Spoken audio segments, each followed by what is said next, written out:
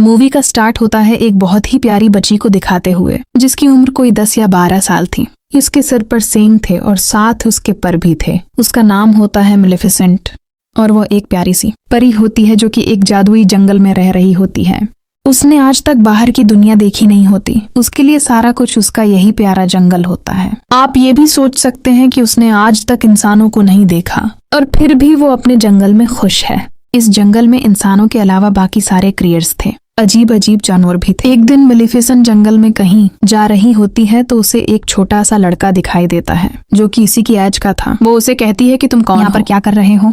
वो छोटा बच्चा मेलेफिसेंट को बताता है कि मैं पास गहर कंगड़ में रहता हूँ और मुझे यहाँ पर एक हीरा नजर आया था जिसे मैंने उठा लिया। तो मेलेफिसेंट से वो हीरा वापस लेती है और उसे कहती है कि आओ मैं तुम्हें तुम्हारे किंगडम तक छोड़ आती हूँ। तो वो लड़का कहता है कि ठीक कि मैं चला तो चाहता हूँ, लेकिन क्या तुम मुझसे दोस्ती करोगी और अगर कभी मैं दोबारा इस जंगल में आया तो क्या हम खेल सकते हैं। तो मेलेफिसेंट कहती है कि ये 4 तो ही जंगल है और तुम्हारा यहाँ पे आना ठीक तो नहीं है। लेकिन देखेंगे इसी के साथ वो दोनों हैंड शेक करते हैं तो मेलेफिसेंट को कोई करंट लगता है। इनफेक्ट उसे इस लड़के की पहनी गई लोहे के रंग से करंट लगा था।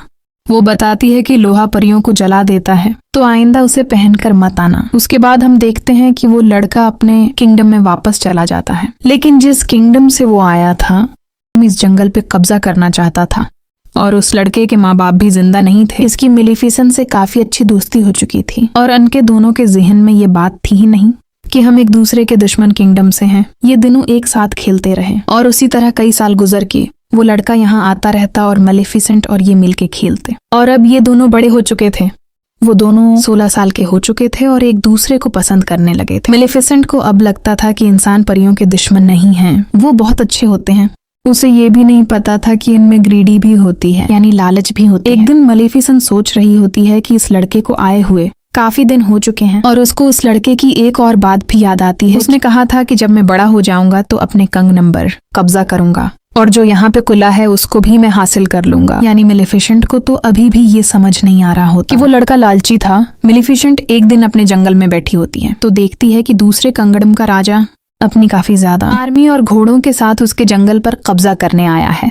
मेलेफिसेंट अपने जंगल की परी होती है और वो अपने जंगल को प्रोटेक्ट करना अच्छे से जानती थी। वो उठ खड़ी होती है और अब काफी ज्यादा पावरफुल होती है। वो इस राजा से कहती है कि तुम मेरे जंगल में नहीं आ सकते। तो राजा कहता है मैंने तुमसे तो नहीं पूछा और उसी के साथ वो अपने लोगों को ऑर्डर देता है कि मुझे उसकी डेड बॉडी चाहिए। अब राजा की आर्मी जंगल की तरफ जाने लगती है, लेकिन जंगल में से भी अजीब व गरीब क्रेटर इस घोड़े पर बैठे हुए उन पर अटैक करते हैं और अब राजा और उसकी आर्मी पूरी तरह से जख्मी हो चुकी थी। सारे के सारे इंसान वहाँ से डर के भाग जाते हैं कि ये जंगल तो जादुई है और हमारे बस की बात नहीं है इनसे। अब राजा अपने किंगडम में वापस चला जाता है। वो काफी बूढ़ा हो चुका था और काफी कमजोर भी। तो वो सब लोगों को इकट्ठा करता है और उनसे कहता है कि तुम सब जानते हो ना कि उस जंगल में कितना ज्यादा खजाना है और मैं शुरू से तुम लोगों से यही कहता रहा हूँ कि हम उस पर कब्जा करेंगे। लेकिन अब जैसी मेरी हालत है मुझे नहीं लगता कि मैं वहां जाकर लड़ सकता हूँ। लेकिन मैं तुम लोगों से वादा करता हूँ कि जिसने उस मेलेफिसेंट को मार दिया मैं उसकी शादी अपनी बेटी से कर दूंगा। तभी उनमें से एक लड़का बाहर आता है और कहता है कि मैं जाऊंगा वहां पर। आप ये सुन के हैरान रह जाएंगे कि ये लड़का कौन था। ये था स्टीफन, यानी वही छोटा बच्चा जो कि मेलेफिसेंट के साथ खेला करता था। अब हम देखते हैं कि जफन जंगल में जाता है मेलेफिसेंट से मिलने के लिए। कई साल बाद मेलेफिसेंट उसे पूछती है कि इतना उर्सा तुम कहाँ रहे, तुम्हें जरा ख्याल नहीं आया हमारी दोस्ती का। तो वो कहता है कि मुझे माफ कर दो, मैं कुछ मसरूफ हो गया था, लेकिन मैं तुम्हें आज तक नहीं बोला। और अभी भी मैं तुम्हें यही बताने आया हूँ कि हमारा राजा तुम्हें मारना चाहता है। तुम बस अपना ख्याल रखना, मैं तुम्हारी यहाँ पे हिफाजत प्रोटेक्शन करने आया हूँ। और उसके बाद वो दोनों बातें करने लगते हैं। मेलेफिसेंट उससे कहती है कि मैंने तुम्हें माफ किया, क्योंकि उसको नहीं पता होता कि इंसान किस कदर बड़े हो सकते हैं। वो उस पर यकीन जो कर लेती है। लेकिन स्टीफन बहुत लालची इंसान था। वो उसे कोई नशे की दवाई पिला देता है पानी में, जिससे वो बेहोश हो जाती है। उसके बाद स्टीफन चाक को उठाता है और उसे मारने लगता है, लेकिन नाकाम रहता है। और फिर अगली सुबह जब हम देखते हैं कि मेलेफिसेंट की आंख खुलती है तो उसके पर नहीं होते, वहां पर उसके जख्म हुए होते हैं, जिसे देख के मेलेफिसेंट को अपनी आंखों पर यकीन नहीं और वो चलाने लगती है, रोने लगती है, क्योंकि इसके खूबसूरत पर अब उसके साथ नहीं रहे थे। वो अब परों वाली परी नहीं रही थी। दूसरी तरफ हम देखते हैं कि स्टीफन मेलेफिसेंट के पर लेके राजा के पास आता है और कहता है कि ये ले, मैंने आपसे किया हुआ वादा पूरा कर दिया। राजा उससे बहुत खुश होता है और उसे पढ़ लेके उसे उस कंगन का राजा बना देता है। और यहाँ पे स्टीफन का भी ख्वाब पूरा हो चुका था, इस लालची इंसान का ख्वाब। दूसरी तरफ जंगल में हमें मेलिफिसेंट दिखाई जाती है, जो कि काफी उदास थी क्योंकि वो अब योरजोन नहीं पाती थी। वो एक दिन जंगल में चलकर कहीं जा रही होती है कि देखती है कि एक शिकारी किसी कुएं को मारने वाला है। उससे ये सब चीजें बर्दाश्त नहीं होती थी, तो वो फौरा से उस कुएं को इंसान बना देती है और फिर शिकारी बेचारा वहां से डर के भाग जाता है। वो कौवा जो कि अब इंसान बन चुका था उसके पास आता है और कहता है थैंक यू, लेकिन आपने ऐसा क्यों किया? तो मेलिफिसेंट कहती है कि मैं नहीं बता सकती, बस मेरे दिल में रहम आ गया। तो वो कौवा कहता है कि अब मैं आपकी सारी जिंदगी खिदमत करूंगा, आप जो मुझसे कहेंगे मैं आपकी हर बात मानूंगा। वो इंसान बनने पे काफी खुश होता है। तो मेलिफिसेंट भी इस बात से एग्री हो जाती है और उसका नाम डीआईल रखती है। हम डीआईल उसे इन्फॉर्मेशन लाला कर देता था। मेलिफिसेंट को पता चलता है कि स्टफन ने सिर्फ और सिर्फ राजा बनने की लालच में उसके पर काटे तो उससे इंसानों से नफरत होने लगती है। उसका ट्रस्ट इंसानों पर से खत्म हो जाता है। फिर हम देखते हैं कि उस तरफ किंगडम में स्टीफन की राजा की बेटी के साथ शादी हो चुकी थी और अब उसकी एक बेटी भी पैदा होती है। वहाँ पे काफी ज्यादा सेलिब्रेशंस हो रही होती हैं और किसी को कुछ पता नहीं होता कि वहाँ पे कौन कौन आ रहा, कितनी कितनी दौर से आ रहा था। और इसी चीज उसका फायदा उठाते हुए मेलिफिसेंट भी वहाँ पर जाती है और उसे विश करने लगती है। वो इस छोटी बेबी से कहने लगती है कि तुम बहुत प्यारी हो, लेकिन जैसे ही तुम 16 साल की होगी तुम्हारे हाथ में एक सुई चबेगी जिसके बाद तुम्हारी डेथ हो जाएगी, तुम्हारी मौत हो जाएगी। तो स्टीफन इसके आगे खड़खड़ाने लगता है और कहता है कि ऐसा नहीं करो, तुम मेरा बदला मेरी बेटी से क्यों ले रहे हो? तो मेलिफिसेंट कहती है कि मैं भी एक लड़की थी और याद है तुमने मेरे साथ क्या क्या था। मेलिफिसेंट के दिल में अभी भी कुछ रहम बाकी होता है, तो वो स्टीफन से कहती है कि एक सोल्यूशन है। अगर तुम्हारी बेटी को उसके 16 बर्थडे पे उसका सच्चा प्यार मिल गया तो इसकी जान बच सकती है।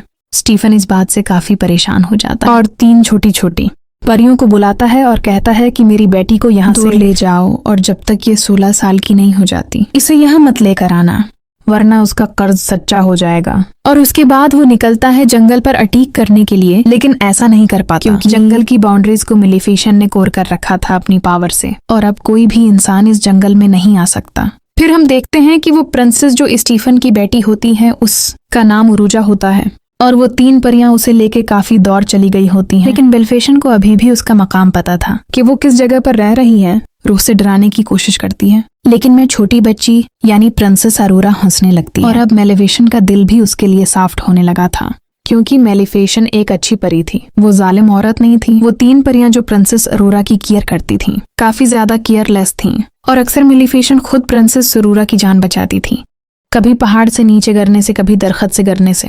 वक्त के साथ साथ प्रिंसेस अरोरा बड़ी होने लगती है। अब प्रिंसेस अरोरा पूरे 15 साल की हो चुकी थी, यानी उसका कर्ज पूरा होने में सिर्फ 1 साल बचा था। अब वो 3 बड़ियां उसे जिस जगह पर लेकर आई थी वो एक लाउंड्री के अंदर थी और उसके आसपास काफी ऊंची ऊंची लकड़ियां थीं। प्रिंसेस अरोरा ने भी उसके बाहर की दुनिया नहीं देखी थी, जैसे मेलिफिसेंट ने नहीं देखी थी, तो उसको सस्पेंस होता था कि आखिर उसके बाहर है क्या। तो एक दिन वो वहां पर जाती है और वहां पर देखने लगती है कि तभी उसे फील होता है कि जैसे यहाँ पर कोई है। वो आवाज देने लगती है, कोई है तो सामने आओ, मुझे बहुत से क्वेश्चंस पूछने हैं। अब मेलिफिसेंट होती है वहां पर, उसे रहा नहीं जाता और वो प्रिंसेस अरोरा के सामने आ जाती है। प्रिंसेस अरोरा उसे देख के चलाती है और कहती है, आप तो वही हैं जो बचपन से मेरा ख्याल रखती हैं, लेकिन कभी मेरे सामने क्यों नहीं आई? आप तो वो मेरी गार्ड मदर है, मैं आपको पहचानती हूँ और जो आपके साथ कवा है मुझे वो भी बहुत अच्छा लगता है। मेलिफिसेंट को इस जवाब के बिल्कुल उम्मीद नहीं, तो वो भी अंदर अंदर से खुश हो जाती है क्योंकि मैंने आपको बताया ना, वो बहुत अच्छी परी थी। वो और औरा से प्यार करने लगती है और अब वो नहीं चाहती थी कि जो कर्ज मैंने उसे दिया हो उसे कभी भी लगे। इन दोनों में काफी दोस्ती हो गई थी और बिल्कुल वो एक माँ बेटी की तरह एक साथ रहती थी, खेलती थी, बातें करती थी। एक दिन जब प्रिंसेस और औरा सो रही होती तो मेलिफिसेंट अपनी सारी पावर्स यूज करके वो कर्ज वापस लेने की कोशिश करती है, लेकिन उसे पता चलता है कि इतने साल पहले दिया गया कर्ज अब वापस नहीं हो सकता, स्पेशली तब जब उसके कंप्लीट होने का टाइम बहुत करीब आ चुका हो। और इसी बात को तो लेके मेलिफिसेंट परेशान थी कि उसका 16वां बर्थडे आ नहीं वाला था। तो वो ये दुआ करती है कि जल्दी उसे उसका सच्चा प्यार मिले ताकि उसका ये कर्ज रिवर्स हो जाए। फिर उसके बाद हम देखते हैं कि सुबह हो जाती है और जंगल में प्रिंसेस अरोरा और मेलिफिसेंट बातें कर रहे होते हैं। प्रिंसेस अरोरा मेलिफिसेंट से पूछती है कि आपके पर कहाँ गए? सारी परियों के पर होते हैं। तो मेलिफिसेंट कहती है कि मेरे भी पर हुआ करते थे, लेकिन किसी इंसान ने उनको मुझसे छीन लिया। मैं उनके साथ बहुत खुश थी, मैं आसमान में बहुत ऊंचा उड़ा करती थी और मुझे वो काफी याद भी आते हैं। इसी के साथ मेलिफिसेंट रोने वाली हो जाती है। तो प्रिंसेस अरोरा उसको चुप कराती है और कहती है कि आप परेशान ना हो, मेरा कल 16 बर्थडे है और देखिएगा मैं इजाजत लेके इन परियों से आपके पास रहने आ जाऊंगी। आप अकेली नहीं हैं, मैं आपके साथ होंगी। लेकिन मेलिफिसेंट जानती थी कि ऐसा पॉसिबल नहीं होने वाला था जब तक कि उसे उसका सच्चा प्यार न मिल जाता, और एक दिन में ऐसा तो हो नहीं सकता था। प्रिंसेस सरूरा वहां से अपने घर जा रही होती है कि रास्ते में उसे एक लड़का दिखाई देता है जो कि काफी प्यारा था, और उसी के जितना था वो दोनों जैसे एक दूसरे की तरफ देखते हैं तो एक दूसरे को पसंद करने लगते हैं। खैर, उसके बाद प्रिंसेस ऑरोरा वहां से अपने घर चली जाती है और अंतिम ऊपरियों से कहती है कि मैं अब यहाँ से जाना चाहती हूँ। वो इनसे ये बात कर रही होती है कि मैं इस घर से दूर मेलिफिसेंट के पास जाना चाहती हूँ। तो परियों को लगता है कि शायद उसे इस बात का पता चल चुका है कि उसके पेरेंट्स अभी भी और ये किंगडम जाना चाहती है। अपनी बर्थडे के बाद वो तीनों परियां उसको सारा कुछ सच बता देती हैं कि क्या क्या हुआ, और एक एवल फेरी है जो कि तुम्हारी जान लेना चाहती है। वो उसे बताती हैं कि वो कोई और नहीं बल्कि मेलिफिसेंट है, और ये सुनकर प्रिंसेस अरोरा को अपने कानों पर यकीन नहीं आता। वो काफी उदास होकर मेलिफिसेंट के पास जाती है और उनसे पूछती है कि क्या जो मैंने सुना वो सारा कुछ सच है? तो मेलिफिसेंट उसे प्यार से कहती है कि हाँ, ये सच है। मैंने तुम्हें कर्ज दिया था, लेकिन अब मेरा दिल बदल चुका है। मैंने सिर्फ तुम्हारे फादर की वजह से ऐसा किया। मैं भी अब नहीं चाहती कि तुम मर जाओ। मैं तुमसे बहुत प्यार करती हूँ। लेकिन प्रिंसेस ऑरोरा काफी हर्ट होती है और वहां से चली जाती है। वो सीधा इस कंगड़म की तरफ आगती है और जाके अपने फादर यानी स्टीफन राजा के गले लग जाती है और कहती है कि डैड, मैंने आप लोगों को बहुत मिस किया। मुझे लगता था कि शायद मैं अकेली हूँ। उसके डैड को बहुत गुस्सा आता है उन तीन परियों पर। वो कहते हैं कि जब मैंने कहा कि अरोरा को उसकी 16 बर्थडे के बाद लेकर आना है, तो तुम लोग सब कुछ जानते हुए भी उसे एक दिन पहले क्यों ले आए जब कर्ज होने ही वाला है पूरा।